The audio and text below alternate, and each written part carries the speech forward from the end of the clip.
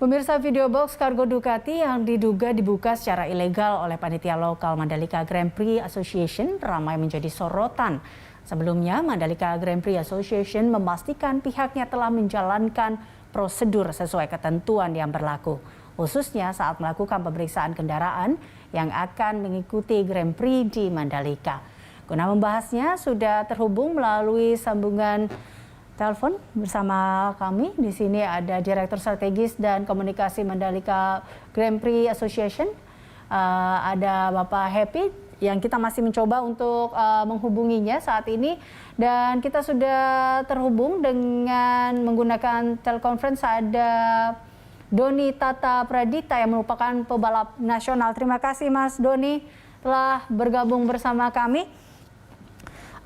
Mas Doni, ini kalau kita lihat terkait dengan yang heboh saat ini, yaitu adalah gambar yang muncul. Nah, ini apa tanggapan Anda? Seperti apa sih sebenarnya aturan yang berlaku selama mengikuti ajang balapan?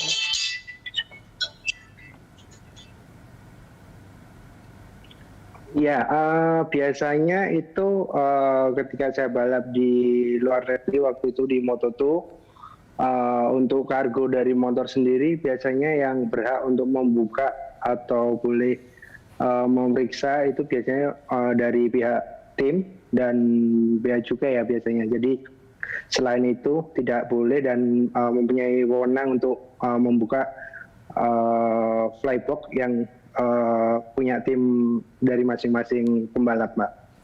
Kalau Anda sendiri melihat kejadian yang terjadi, yaitu banyaknya atau viralnya video ini atau gambar yang terkait dengan box kargo Ducati yang dibuka, Anda sendiri seperti apa menanggapi hal ini, Mas Doni?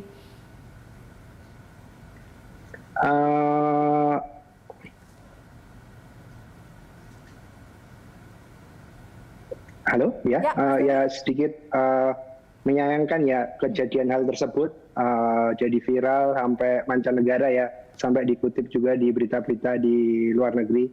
Jadi sedikit sangat disayangkan. Mudah-mudahan sih kedepannya bisa lebih baik lagi.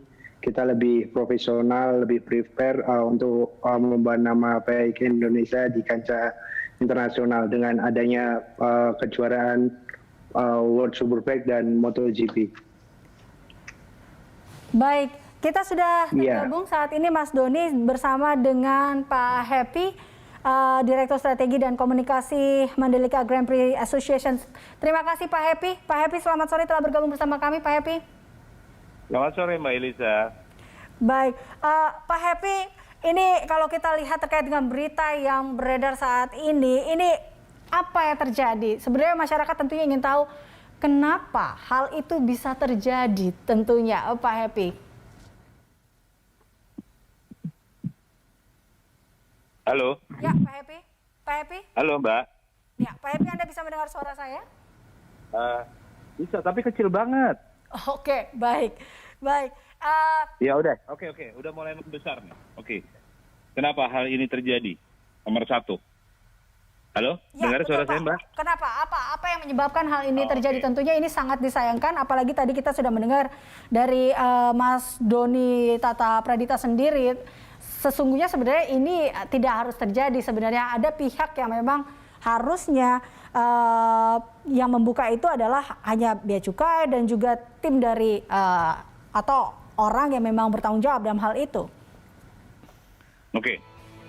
Nomor 1 adalah yang perlu saya jelaskan di sini bahwa seluruh barang yang dibawa masuk Dorna ke wilayah negara Republik Indonesia itu harus melalui pemeriksaan sebelum diizinkan untuk digunakan. Di mana pemeriksaan itu harus dibuka oleh, ya, saya ulangin sekali lagi bahwa di mana untuk pemeriksaan itu dibuka oleh pemilik barang atau dibuka oleh pihak forwarder yang mengurus import dan ekspor. Barang yang tersebut baru bisa kita bilang, kita minta izin ke Dorna. Nah, saat pemeriksaan dilakukan, peti box motor itu dibuka oleh forwarder, disaksikan oleh pihak Dorna dan custom clearance. Pada saat pemeriksaan barang itu masuk ke Indonesia, itu untuk gunanya apa sih? untuk memastikan bahwa barang-barang yang masuk ke Indonesia sesuai dengan master list. Ya, jadi kalau di dalam shipping itu ada master list, master loading dan sebagainya. Hasil pemeriksaan ini nantinya akan menjadi dasar, Mbak, pemeriksaan atas barang-barang yang akan dibawa keluar lagi dari Indonesia saat event selesai. Apakah sesuai dengan jumlah, apakah sesuai dengan jenis barang yang dibawa masuk. Jadi memang berita-berita yang beredar itu sangat disayangkan banget ya. Di saat pemeriksaan dilakukan adalah ada pihak yang tidak berkepentingan, ya, yang tidak mengerti prosesnya itu berlangsungnya seperti apa. Nah, yang paling menyedihkan adalah mengambil gambar dan memviralkan dengan isi berita yang nggak sesuai. Nah, dan yang bersangkutan itu bukan karyawan kami, bukan karyawan Mandalika Grand Prix Association, bukan. Tapi pada saat pembongkaran itu memang legal. Sekali lagi ya, pembongkaran itu legal karena di situ ada pihak Dorna, ada pihak custom, ada pihak forwarder, kayak gitu nggak ada masalah.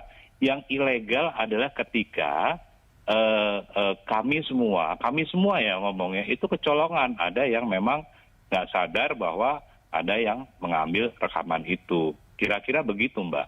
Ya, berarti artinya kalau dilihat sebenarnya sesuai dengan prosedur tadi ya Pak Happy ya, terkait dengan membuka itu ada pihak-pihaknya yang dibilang bahwa prosedur custom clearance tadi. Tapi memang yang disayangkan adalah kecolongan itu di mana ada orang yang mengambil gambar lalu kemudian disebarkan. Nah, itu yang penting ini Mbak, saya pastikan bahwa kami pastikan bahwa proses pemeriksaan itu semua dilakukan dengan prosedur. Oke, ini event ini sangat penting nih. Ini bawa nama negara ke seluruh dunia, gitu loh. Karena itu kami berusaha tertib dalam melaksanakannya. Tapi ya namanya ada aja ya yang jahil tangannya, dia ambil dan dia share. Kecuali waktu dia ambil dia nggak share, kayak gitu.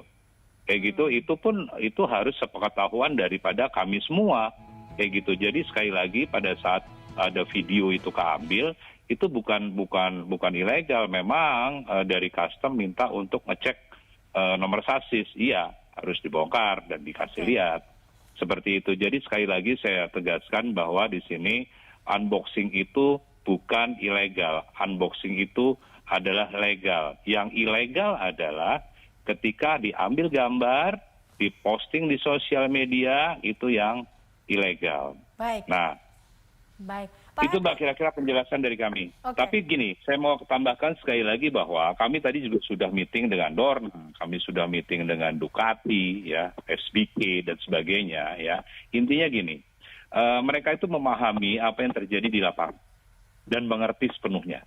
Ya, mereka itu memahami dan mengerti sepenuhnya.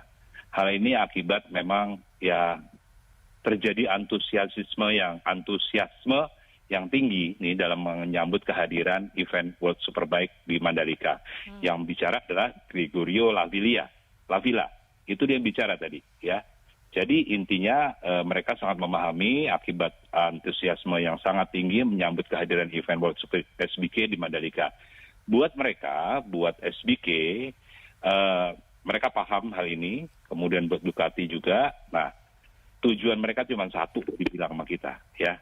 Bagaimana World Superbike ya dan semua tim ini yang tadi motornya kena unboxing dan difilmkan itu Ducati, mereka bilang bahwa yang penting saat ini adalah event World SBK di Indonesia itu bisa berlangsung sukses. Itu aja Mbak.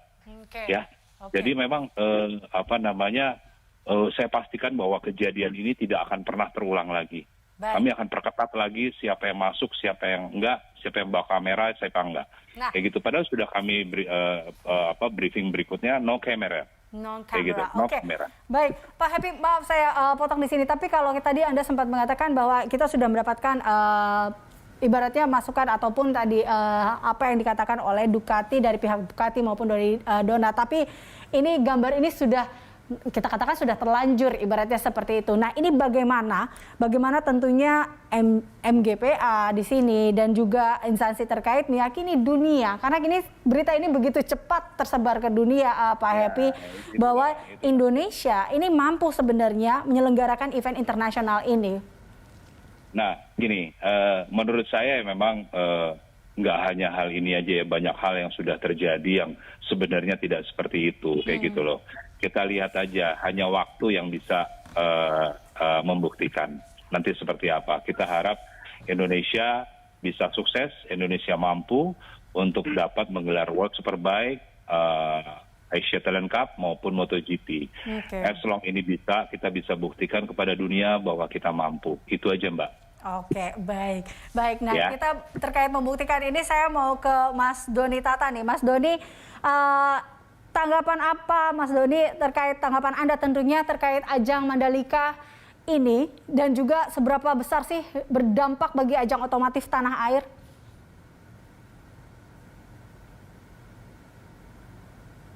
Ya, tentunya saya sangat mendukung ya dan antusias sekali dengan adanya World Superbike di Indonesia. Dan kebetulan untuk weekend nanti di World Superbike saya juga akan hadir, datang ke sana untuk menyaksikan balapan, bertemu teman-teman lama saya. Ada squad riding juga dari tim Ducati, saya sudah kontak untuk bertemu di Mandalika untuk menyukseskan acara World Superbike Indonesia. Tentunya support juga pembalap Indonesia, ada satu pembalap, Galang Hendra di World Supersport 600 cc. Mudah-mudahan bisa membanggakan Indonesia di Mandalika nanti, wakil dari Indonesia. Apa harapan Anda tentunya? Kita doakan yang terbaik untuk event ini sukses dan Ya, Mas Doni, apa tentunya harapan Anda dengan adanya saat ini yang kita tahu terkait dengan Grand Prix di Mandalika ini kan tentunya membawa nama baik untuk Indonesia, dunia akan lebih mengenal lagi Indonesia dan juga terkait dengan kita bilang saja kayak otomotif di tanah air juga akan menjadi perhatian dunia. Ya, betul sekali. Jadi dengan adanya ajang ini kita harus mendukung penuh, mengapresiasi dari sirkuit Mandalika dan semua pemerintah yang mensupport atas tergelarnya acara World Superbike yang perdana kembali lagi di Indonesia dan nantinya yang di bulan depan, tahun depan juga ada di MotoGP. Jadi kita mudah-mudahan optimis akan bisa menggelar kejuaraan yang baik di Indonesia. Baik, dan saya kembali lagi ke Pak Happy. Terakhir Pak Happy, tentunya kita tetap harus optimis bahwa World Superbike yang akan hadir di Mandalika ini akan menjadi sesuatu yang baik ke depannya untuk Indonesia. Apa yang tentunya ingin Anda sampaikan mengingat bahwa antusiasme masyarakat juga sangat besar saat ini dan kita semua mata bisa dikatakan tertuju ke Mandalika. Oke. Alhamdulillah, Mbak. Artinya dengan antusiasme masyarakat yang tinggi seperti ini, harapan kita adalah Indonesia itu bisa bangkit ya. Artinya dari keterpurukan dengan COVID ini yang sangat melelahkan ini, mudah-mudahan ini dengan kita adanya SBK ini lambat laun itu bisa dapat merecovery semangat teman-teman di pariwisata lagi. Itu untuk segera bangkit kembali ya gitu, walau penonton itu memang dibatasi 25.000, tapi itu kalau toh pun 25.000 itu buat kita adalah sesuatu yang memang harus kita jalankan ya. Priority kesehatan itu di atas segala-galanya ya. Jadi kita ikuti aturan pemerintah, kita jalanin apa yang menjadi guidance dari pemerintah. Tinggal kita bagaimana kita melaksanakan event ini dengan sebaik-baiknya. Sekali lagi terima kasih buat seluruh masyarakat yang sudah mendukung ini dan jadikan ini adalah sebuah momen kebangkitan untuk industri pariwisata di Indonesia. Saya rasa itu aja, Mbak.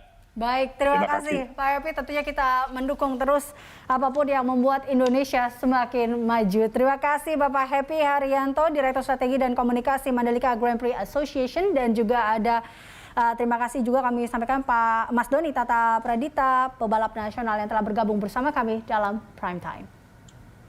Dan kami akan kembali usai jeda pemirsa, tetaplah bersama kami.